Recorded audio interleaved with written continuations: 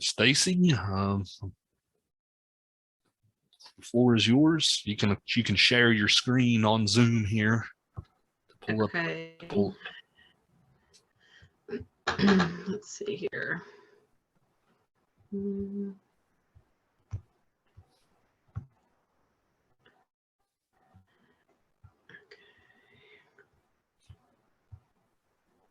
I have a confession to make. This is my first time sitting through this movie in its entirety. So, yeah, I'm excited to learn from you here, Stacy, because this is the first time this is the first time I've watched it all. So.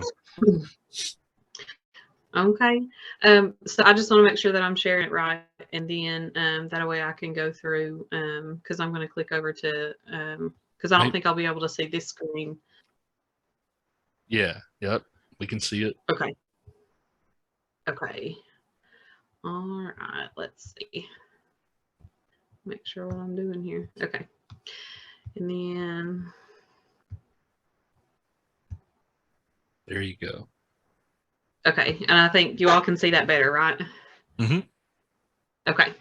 All right. So, which Goodfellas is what I'm doing my presentation on. This is a movie that I have seen several times. It's actually one of my favorite. I do enjoy like The Godfather. I enjoy, several of the mob movies. Some of the, I guess, like the violence and the crime and the action and everything just kind of always seems to grip me. So I have seen this movie several times.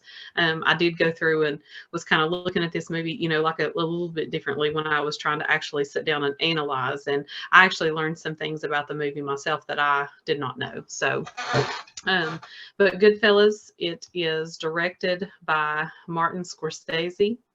And the book was actually based on, or the movie, I'm sorry, was based on a book called Wise Guys. And it was released September the 9th, 1990. Okay.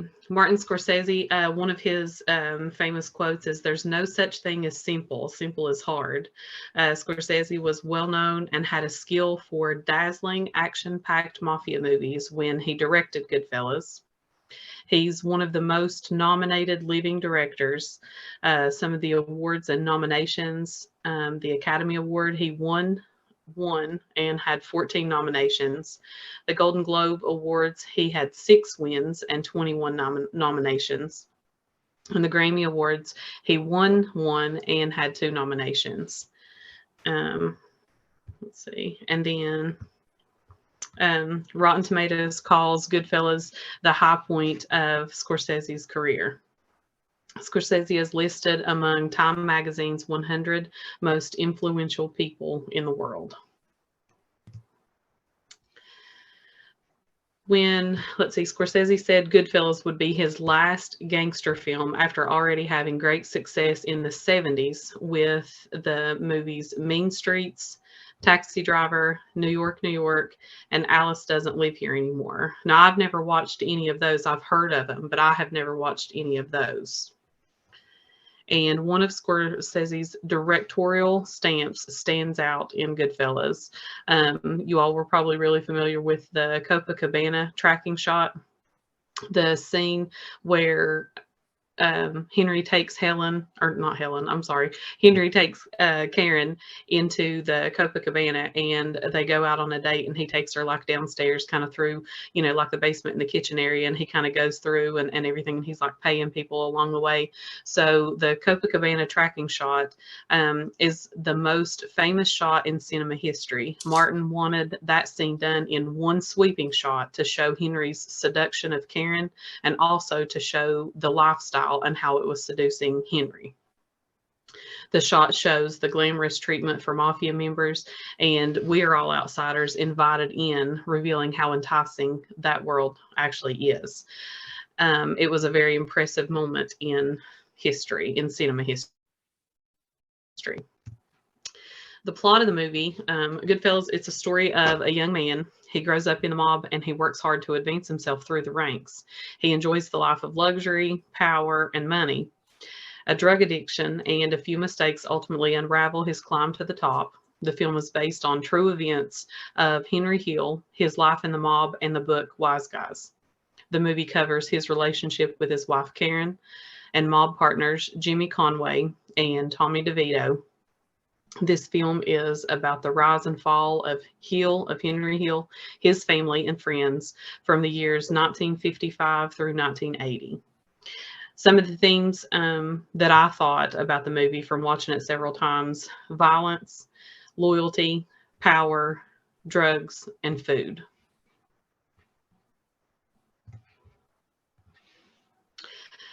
Joe Pesci is one of the main characters in the movie. He played the role of Tommy DeVito. He was a cruel associate of the crime family and the most feared member of the crew, led by Jimmy Conway. Some other films that Pesci has been in are Home Alone, My Cousin Vinny, Lethal Weapon, Raging Bull, and The Irishman. Ray Liotta, the events of this film, of course, he was, the main character representing Henry Hill. But the events of this film, they were broadly true, based on the book Wise Guy, on the life of Henry Hill. He was an Irish American who admired mobsters. He's kind of the quiet guy among the mob, and he goes to great lengths to protect himself. Some other films that he has been in are Field of Dreams, Karina, and Hannibal. Robert De Niro, another main character in the movie, played Jimmy Conway, also known as Jimmy the Gent, and the main antagonist of the film. He organized the 1978 heist, which was the largest cash robbery in American history at that time. In addition to 9 other of Scorsese's films, some other films De Niro has been in are Men of Honor, Godfather, Backdraft, and Meet the Parents. Lorraine Bracco played Karen Hill, the wife of Henry Hill. She's also known for her involvement in the mafia through her husband. Scorsese liked her distinct husky voice that she had. Some other films that she has been in are Radio Flyer, Basketball Diaries, and The Sopranos. She's also a fashion model. Paul Sorvino played Paulie Cicero, a made man and American mobster. He was possibly the most cautious and wouldn't do business over the phone. Some other films that he has been in are The Sopranos, Romeo and Juliet, Law and Order, and Criminal Minds. One piece that I actually read about him, and I didn't put it in the PowerPoint, was he almost, because of how violent that the scenes were and how violent that the movie was going to be, he almost turned the scene down and said that he couldn't do it. So he almost was not in. He almost turned the whole acting scene down, like he said that he didn't think that he could do it. And I thought some of these were really interesting. A few facts about Goodfellas. Every suit that De Niro wore in Goodfellas had a pinky ring and a watch to match. Tommy DeVito's mother in the film was really Martin Scorsese's real mother, Catherine. The F word is used 300 times in the films, or over 300 times. I think the exact number, I saw a couple different things. 317 was one that I saw, but I know it's over 300 times. The script only called for it to be used 70 times, but all of the improvising and shots and the ad-libs added up. So there's only 2 of Scorsese's films that outrank this movie on profanity, and that's Casino with 422 times and Wolf on Wall Street with 506 times. The scene where they're at Henry Hill's girlfriend's apartment that he had just got her, and Sandy kind of stumbles as she's going backwards. The stumble was actually real. That wasn't part of the script. She really stumbled, and once Scorsese saw it, he when she was walking backwards, he decided to leave it in because he thought that it added to Henry's power and his mystique. The actors Tom Cruise, Al Pacino, and Madonna were in the mix for the role of Henry and Karen. The movie Dick Tracy also came out that year, so Al Pacino and Madonna were in the movie Dick Tracy, and then Ray Liotta, he actually turned the role down for Dick Tracy to be in Goodfellas. The scene where where Tommy shoots Spider, and Spider was shot and he falls backwards. He really had to go to the ER after that happened because he fell on broken glass and he cut his hand and he had to go and have stitches. And the scene, Funny How Do I Amuse You? This scene was based on an actual experience that Joe Pesci had as a waiter when he was younger with a real mobster. Martin allowed them to ad-lib the scene, and he gave it 4 to 5 takes, and he rewrote their dialogue.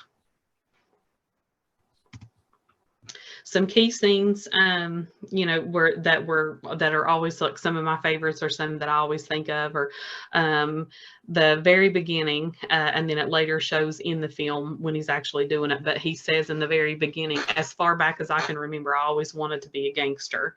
And then it shows him closing the trunk, and that's when, you know, kind of like it takes him back, like he's at that point in his life, but then it takes him back to when he was a young boy. Funny How Do I Amuse You? That was one of the key scenes, because I think that kind of shows, that really shows, it kind of leaves you guessing, like when you first watch it, even when you watch it as many times as I've watched it, and I see that scene, like it always kind of makes me a little bit nervous, because Tommy seems like he's so real in that. He seems like he's, you know, he's doing a really, really good job acting. So that's always a key scene for me. The Copacabana shot, I put that down as a key scene. I had never really noticed that was such a historical cinematic shot in history until I started reading about it for this movie. I know I always enjoyed that shot just because it kind of seems like that's the point where he's like kind of like sweeping her off her feet to kind of, I guess, like, you know, like really wow her into like what he's doing, and she's really like taken in by him. I really think when I think of this movie, I think of a lot of the food scenes. I only listed 2 of them here. The scene after they killed Billy Batts, and when they're in jail, and there's a picture of it here with Polly where he's cutting the garlic, because they were in jail, but it really didn't seem to me like they were in jail. It was like they still had, you know, like the kitchen and the area and stuff, and they were together. But it seems like, and then one of the other pictures at the top is towards the end of the movie, when Henry's really starting to unravel and he's dealing with his drug addiction. And, you know, it just seems like there's so many times that they are over food, or they're going to dinner. They go to Polly's house for dinner, or food really seemed to be one of the, you know, the key scenes in several areas in the movie to me. Henry waking up to Karen holding the gun in his face. I always think of that scene, you know, as something that's, you know, really eye-catching, because it's almost like she's kind of like at her breaking point. So she's, you know, she knows something's going on, and she's kind of like at her breaking point. So she's kind of getting, you know, fed up, but, you know, she doesn't leave him, but she's kind of getting fed up. So that's a key scene for me. Henry in court, when he points out his friends, Jimmy and Polly, to me, it always seemed, because at the very beginning of the movie, kind of like, you know, when the tables are a little bit different, Henry at such a young age, he goes into the court, and he doesn't say anything. He's loyal to, you know, what he calls like his family and his friends, and he's loyal, and he doesn't say anything. And they tell him that, you know, that he, you know, he didn't rat anybody out, or he didn't say anything. And so I always think that the point that he's pointing out his friends in the courtroom, I think of that as a key scene, because he's actually, you know, that loyalty then is broken. He's at a point in his life where he's just trying to protect himself, and of course with the drug addiction and different things, so that loyalty then is lost. The scene where Tommy gets whacked, he is thinking that he is going to become a made man, and Jimmy and Henry, and they all think that he's going to become a made man, and then he gets whacked. I remember when I first watched this years ago, I was shocked that part was happening. So that's a key scene that sticks out in my mind. And of course the helicopter scene, the picture that I have, like that day, it's like everything is like unraveling for him. Like he looks, you know, just kind of really distraught. distraught, like, you know, he looks, you know, like bad in his face. Everything's kind of starting to unravel for him. Everything's, you know, and he's kind of like, he's real frantic. He's real anxious. So the helicopter scene, it's almost kind of like when, you know, things are really shifting for him, like, you know, how different, you know, that you see Henry Hill as opposed to earlier in the movie. The movie was budgeted for $25 million, and the box office, it made $47.1 million. And these are some of these are my discussion questions. Dr. Yeager posted them on the page earlier. I did go on there and kind of look at some of the discussion questions, but I'm sure there's more that's been added since I looked. But my first discussion question is, why weren't Henry and Jimmy killed? The scene where Billy Batts, he goes in and he's in that bar, and he's talking to Billy Batts, and he does kind of, you know, make a few little low blows to him, and he says stuff to him. And of course, Tommy's kind of, you know, hot-headed. And later he comes in, and when he later comes in, Jimmy and Henry were also involved in that. Jimmy, like, Tommy's actually the one that did it, but Jimmy had a hand in also, you know, kind of like kicking him when he was down, doing different things. But then all three of them actually, you know, helped bury him, and then they moved him later. So just one of my questions was, why do you all think that Henry and Jimmy were not killed? I think that since Billy Batts was alone there, I've always had a theory that his people only saw the argument with Tommy get out of hand, and then they left. So they kind of pointed a finger at that as where he had to be the one that did it. And I think they were kind of sending a message to Jimmy and Henry as to kind of be like, if you were involved, you know, you should be looking over your shoulder, but we know who really did it. And I think they kind of just got lucky because he was alone that night more than anything.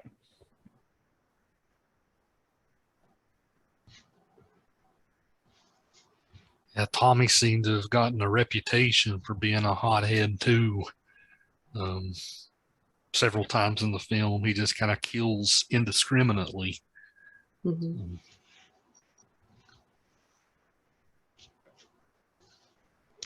Okay, oh, sorry, go ahead. I was surprised they didn't kill Tommy off soon, or maybe it was, well, he was completely Italian or what, but he was very hot-headed. You know, I just was surprised. Like, the second time he killed somebody, I was like, they're definitely going to kill him off now. He's too much of a risk, but they didn't. What do you guys think of Joe Pesci's performance here? Everybody knows Joe Pesci from Home Alone, right? So what did you think about his character here? I thought he'd done pretty good in that character, because in Home Alone, he's also a villain kind of person too, and it just really made it seem like that should be how he is in all movies, is like the villain kind of person. If you did something wrong and he did not like it, you's dead. I like the comedy aspect he added to it. Mm-hmm.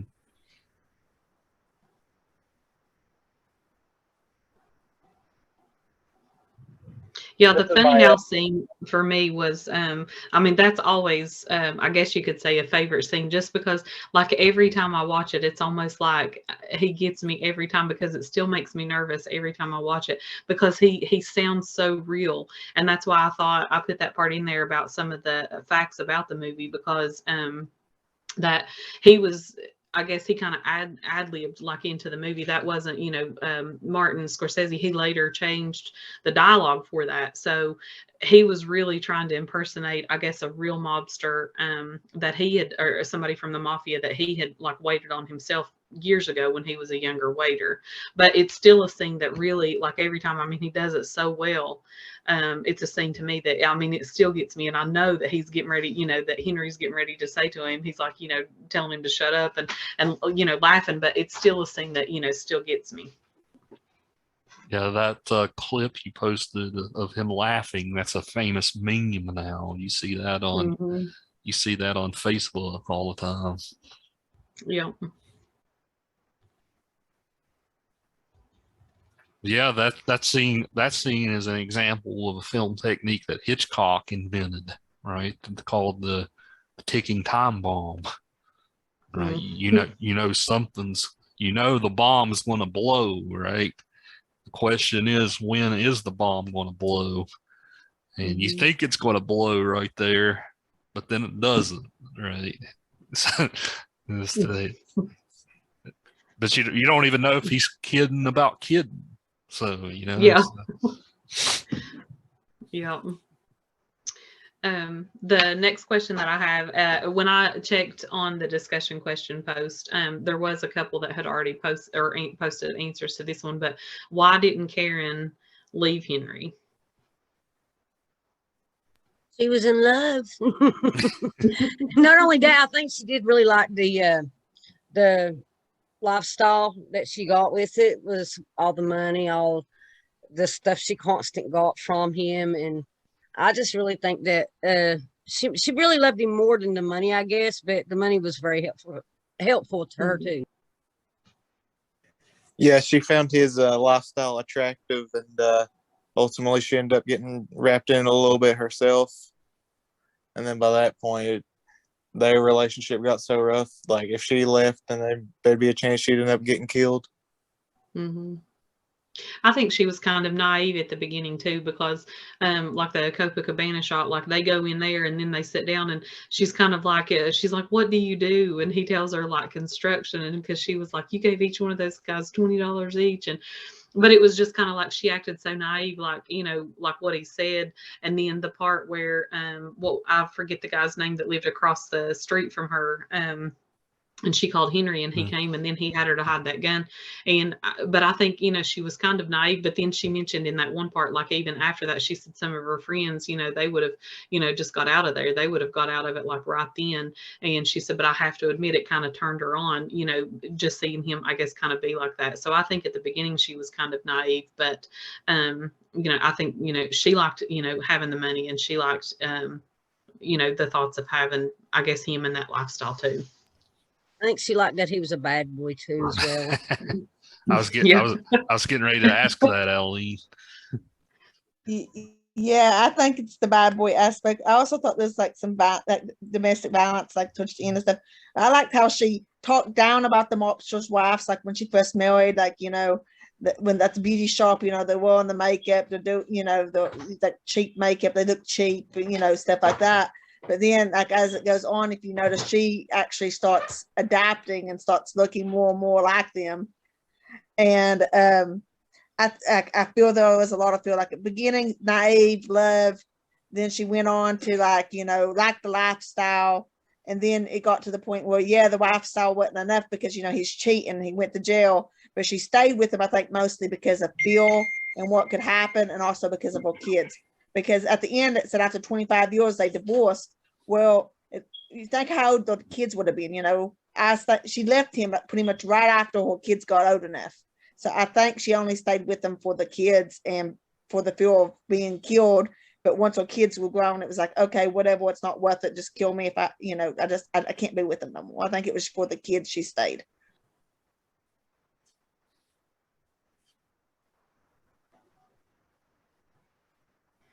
Yeah, I agree with that too, because because the life, that she was in, she knew like, the family and how they talked about, they went on vacations together. They did everything together. When they got together, it was the same people. They did, like all these things together. So for the two of them, even when Polly came in, when Henry left that one time and Polly came in and he was telling him, he's like, you can't do this. You got to go back home.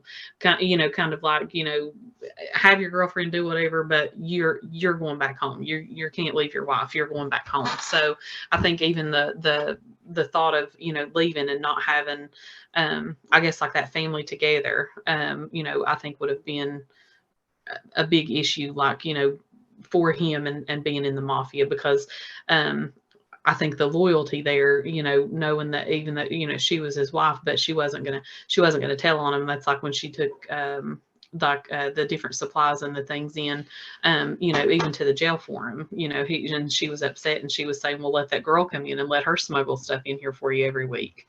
So I think it was some of that too.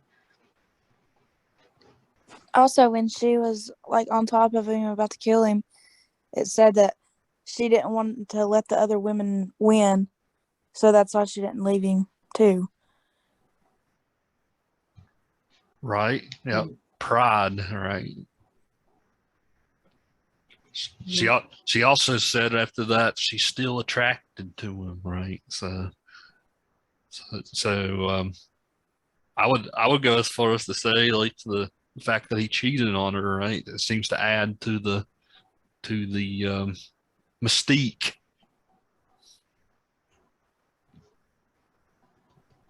Yeah, I like it reckon kind of builds up his power. The movie does, like I guess, like the power and his mystique.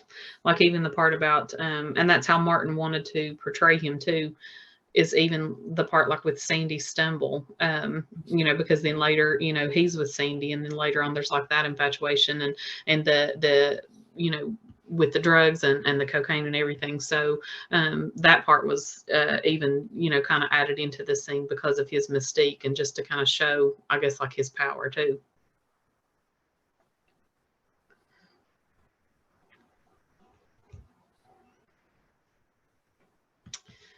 Okay. And the next question is, why did Jimmy mourn for Tommy, but then later he planned to kill Henry?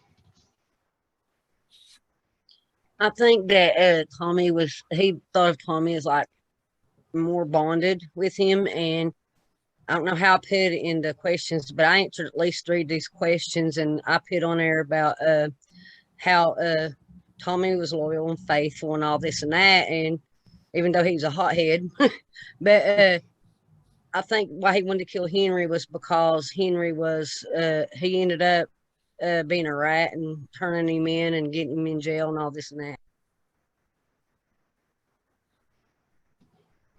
But did he really mourn Tommy, or did he mourn Tommy not becoming a made man? You know, because you know, maybe that's why he put up so much with Tommy, because he knew once Tommy got made, his life was set because he's Tommy's right hand man. And then when Henry got in all that trouble, you know, his first thing was, even though he was friends with Henry, was to kill him because that was going to bring him down. So was he mourning Tommy, or was he mourning that he didn't get to succeed more? That's how I seen it. I didn't really see him mourning Tommy for Tommy. I felt that he was mourning a loss for himself because he wasn't going to elevate himself or, you know, become more. Or in Henry, he was protecting himself.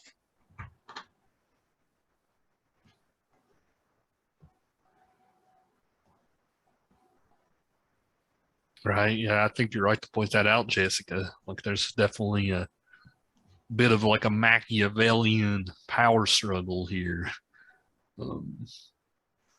Tommy was never in his way, right? But Henry certainly was. And I think later too, like with Henry, the issue with, you know, with the drugs, like it had become a different time for them. There was more money, there was more drugs, you know, there was more I guess risk, you know, like involved with Henry. So I think it kind of got to the point, you know what I mean, like, you know, to kind of add to that, because they did think that, you know, with Tommy, he was going to be a made man, and they did think, you know, they was going to be, you know, with him. But I think later on too, I think even like with the drug addiction and the money and everything, because Jimmy, he didn't have an issue like with killing so many people with that last heist that they did with the most money that they had, and like the drugs and everything like that. So he was trying to get rid of the people. And even what's that one guy's name, the wig guy, I think, is it Maury, maybe.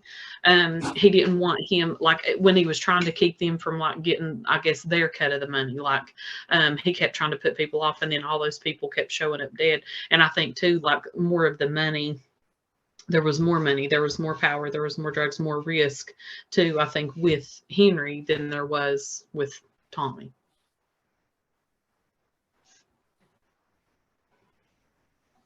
That scene where Jimmy is sort of threatening Karen, I thought that was an interesting scene. Like he's just like gesturing her like in to go pick out a dress in that dark room with like all these sinister gangster looking guys. That Mhm. showed a interesting level of villainy for Jimmy. Yeah. And some of those, because there's like kind of goes into the next question, because from the beginning of the movie to the end of the movie, there's definitely like a shift in like loyalty. So my next question is, what is the irony of loyalty in the movie?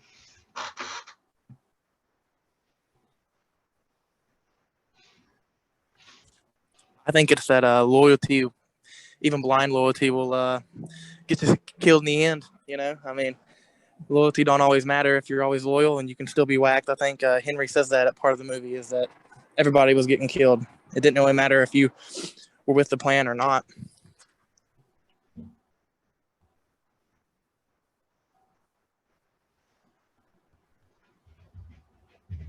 And which for me, like one of the like the other parts of the movie, like at the very beginning, which I kind of mentioned it a little bit earlier, but in the courtroom, the two different times in the courtroom, Henry at the when he's younger in the courtroom, he doesn't rat anybody out, and he's like part of them, and some of them were probably afraid that he was going to rat him out, but he didn't rat him out. He didn't say anything.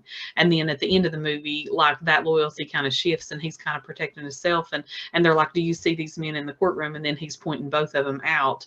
And but even like what Dr. Yeager mentioned about even with Karen and with Jimmy, when he was trying to like put her down, there was a just a couple scenes like that because it talked about family, and it talked about that they were loyal and they looked out for each other and everything like that. But then at the end, I think he kind of maybe thought that she was kind of risky for him too, so he was trying to get her to kind of go down there to do that, and then she realized that he was trying to send her down there to have her killed. So I think that I was going to say, go ahead. I noticed the interesting camera work in that scene. Like he made her like walk all the way down the street, and then like the camera pans back from behind the Karen's shoulder, and you can see like Jimmy like way up the street, like jesting her in. Like that even kind of just goes to show you the distance that these characters now have from one another, right? Even close to the end of the film, showing how far apart they now are. So I thought that was an interesting choice from Scorsese to make her walk so far down the street. Yeah. And my last question is, do you think Henry regretted his mob life? Like at the very end of the movie, it shows him he's went into the witness protection program, and the very end of the movie, like he's told on pointed out like his friends, which were like his family, and so what he kind of has to say there, when it kind of shows him just going out for like to pick up the paper. Do you think that he regretted his mob life? I don't think he did. No. He even says he's basically a schnook now, and I think he looks down on himself, and he looks down on people like the person he is now. And even the real Henry Hill actually continuously did committed crimes and such. So I think he lived the life that he wanted to live, and he didn't regret a second of it. I agree with you. He didn't regret it, because he seemed like he was really into it as a young child and didn't really seem to care all the crimes that he done.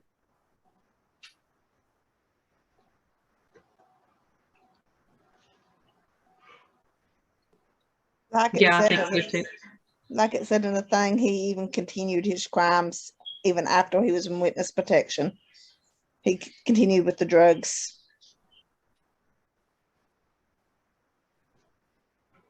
Yeah, I think he liked the luxury. He liked the money. I think he liked the power that he had, as the mob, like, because he did say, several times, and, just different things and just different points in the movie. I think he liked having that power. And then there at the end, he was like, you can't even get, I think, what did he say? A decent spaghetti anymore. He said, you get noodles and ketchup or something like that. And he said, now I'm out here just living every day like a schnook. So I don't think that he regretted his mob life. I think that he, if he would not have faced, I think being caught like he did and caught up in the drugs and caught up like that, I think he would have continued to do just what he was doing.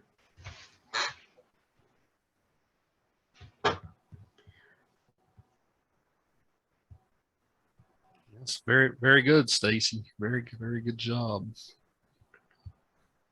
Have any of you guys seen a lot of Scorsese's other films? Like Stacy named a bunch: Taxi Driver. He made The Departed, which came out a few years ago too. He lied about that gangster movie thing, by the way. Said that he wouldn't make another one because he had The Departed and The Irishman, which just came out a couple of years ago on Netflix with De Niro. So he can't help his gangster movies, right? That's his genre. But have you guys seen a bunch of his other films? Yeah, he's my second favorite director behind Christopher Nolan. Wolf of Wall Street is my favorite movie, and Goodfellas is my second favorite. He lied about it. Casino was 5 years later. It's kind of funny to think that he guaranteed he wouldn't make one and turned around and found another story that he liked and casted all the same actors. But yeah, he's definitely got his style, and he does everything. I mean, he's normally a perfectionist too. A lot of his films don't have a lot wrong with them if you try to really break them down. But yes, he's I can't wait to see what he does next. You know, I know he's planning a couple more things coming out this year and next year, so it'll be interesting. I think it was you the other day who pointed out, Brennan, that he has a problem with like Hollywood's infatuation with superhero movies and stuff. Yeah, he said the other day that the Batman is an actual film and it's actual art. He kind of called out Hollywood again with the Marvel films. But what he said he watched the Batman and he liked it, so it's kind of funny.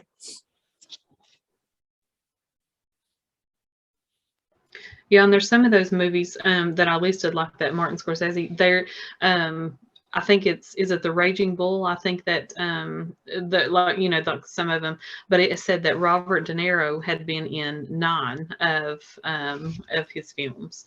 One thing that I didn't put on there, like the composer, Martin Scorsese, that was one thing that he was just a strict rule that he had. It didn't matter to him like so much about the music, as long as the music, it had to be during like that time period. Like he wanted movies that was played during that time period.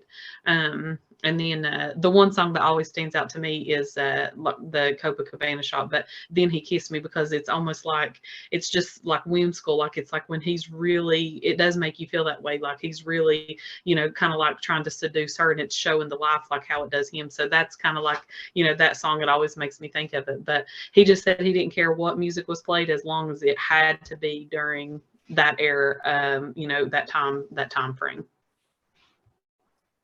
Yeah, he always enjoys his Rolling Stones music in all of his movies. Like Give Me Shelter plays a lot in all of his different movies.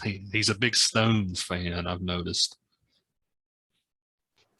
Yeah, I love how what's it called? Is it Monkey Man? Monkey Man.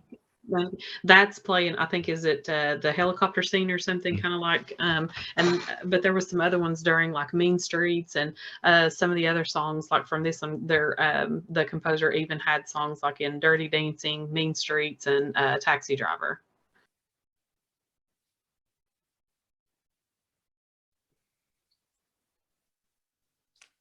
What was you want to say there, Brennan? I saw you unmute. Yeah, I was going to say I love the one scene, especially like Scorsese does such a good job in this movie, in particular, with changing the tone really quick.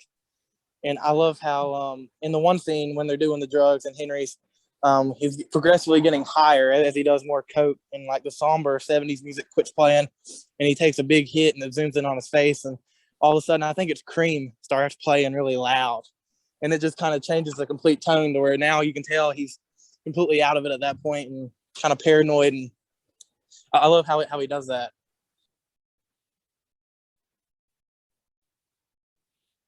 I was wanting to ask you guys too. Stacy pointed it out, the profanity in the movie. I'm curious to know what you guys thought of that. Like, 300 times the F-bomb is in the movie. Actually, That I'm not. was really I was sorry. going. I was going to say, evidently, I have a bad reputation because someone actually dropped a class because they thought all the movie selections that I picked were so profane. So I don't know if this says something about my movie tastes or what, right? But we watched Shane. It was rated G, so you know. So. I thought her facts about the words was pretty cool.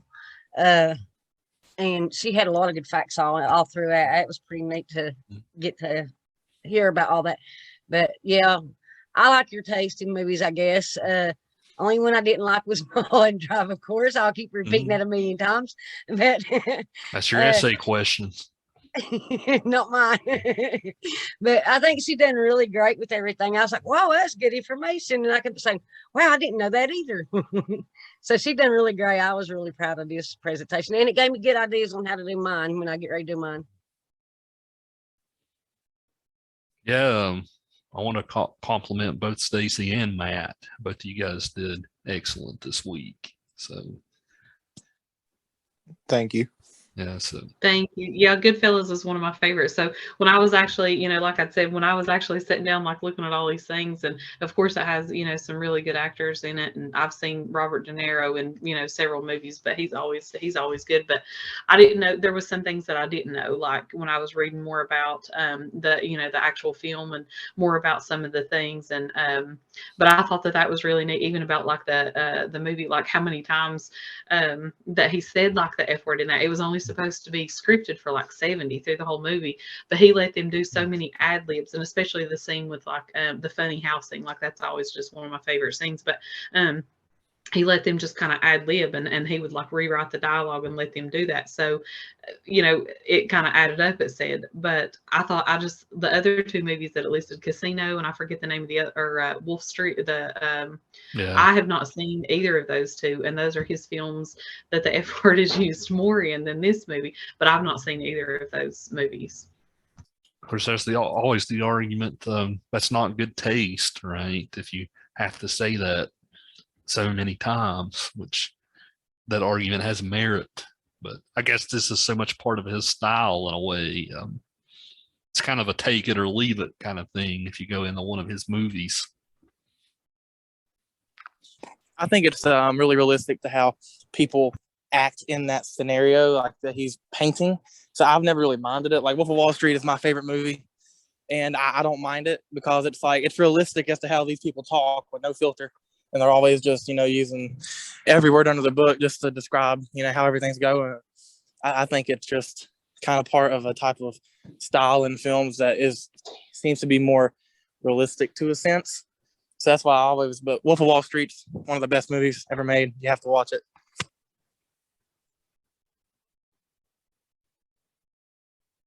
Yeah, I remember The Departed had a lot of F-bombs too, and it didn't even make the top list. Yeah, there's a lot of stuff we didn't get to talk about, like De Niro is an icon, right? Like he's a giant of cinema. Ray Liotta just has a very punchable face, right? Which added to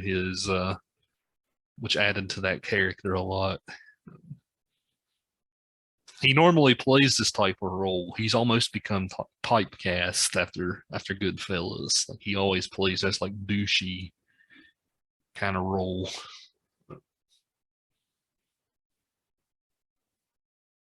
I'm not normally into like these kind of films, but what I really liked about this one, I guess, was the narration in it. It was pretty helpful to help me get into it better. And just the way the movie just went was pretty cool. I was like, oh, okay, that's pretty cool to know this information and that information. And Stacy just brought it home for me to really like it even more. Yeah, that's a good point, Aline.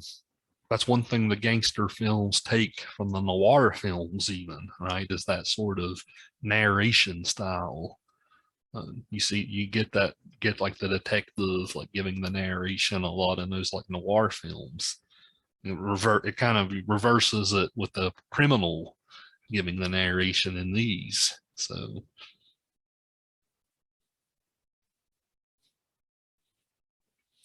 yeah, I really hate that I had to cut Jackie Brown from the syllabus because I had that as our second gangster movie, but that was Tarantino, so he had his own unique style.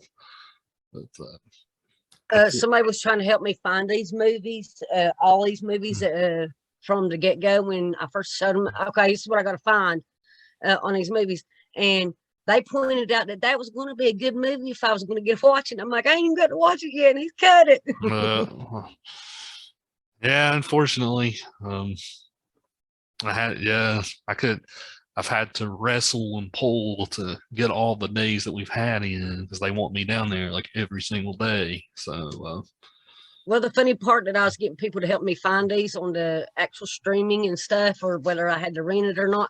And I was like, oh, you'll like this one because I know you might like that one. Oh, you're not going to like that one. And they was just like pointing out to me what I'd like and what I wouldn't like. And I'm like, well, you never know. I could be surprising. I can get into almost any movie, really, except musicals.